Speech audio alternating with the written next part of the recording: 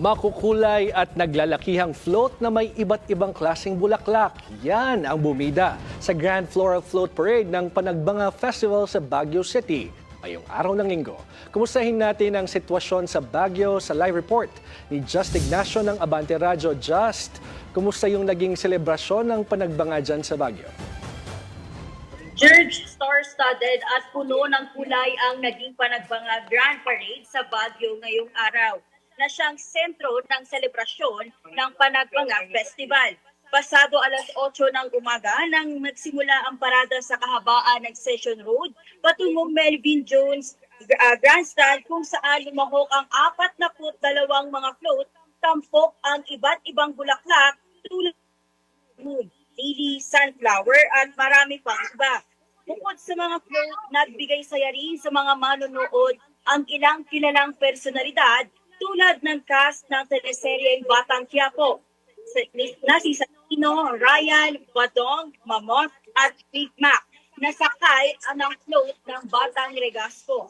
Nagpandog din ng moving concert ang ilang rapper gaya ni na Crazy Mix, Nick G, Basilio at Sisa, habang tinatahak ang ruta ng parada. Kabilang din sa umabante sa nasabing parada, George, ay ang Abante Radyo, Melo 94.7 FM at Billionario News Channel. Napuno din ng mga tao ang kalsada sa Baguio matapos tunghayan ang pag-arangkada ng mga float. Isa sa mga nag-enjoy sa engrandeng pagdiriwang ay si Nanay Marlene na mula pa sa Valenzuela City. Tama yun, kaya nga napaka-importante ang educational drive na ginagawa namin ngayon.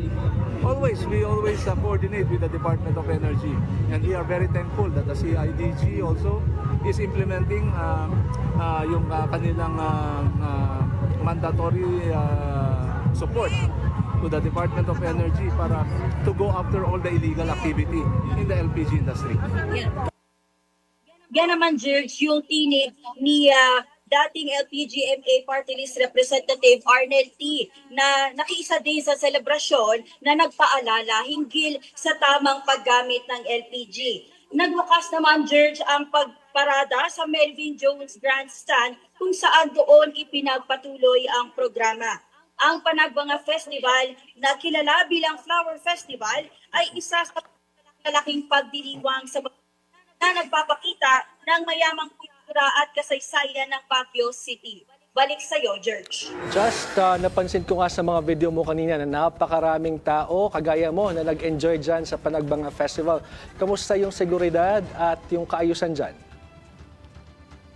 Oo, George. Napakaraming tao nga kanina. Sa katunayan, habang tinatahak namin yung Station Road, doon pa lang napakaraming tao. Pagdating naman sa seguridad, George, yung buong kahabaan ng ruta, may mga nakadeploy na pulis. Nakita natin yan kanina. Sa katunayan, ayon sa Baguio PIO, kamakailan, ay magde-deploy raw sila ng 1,200 na kapulisan sa nasabing parade. Ganon din yung deployment ng pulis kahapon yung ginawang parada kahapon sa Grand Street Dance. George?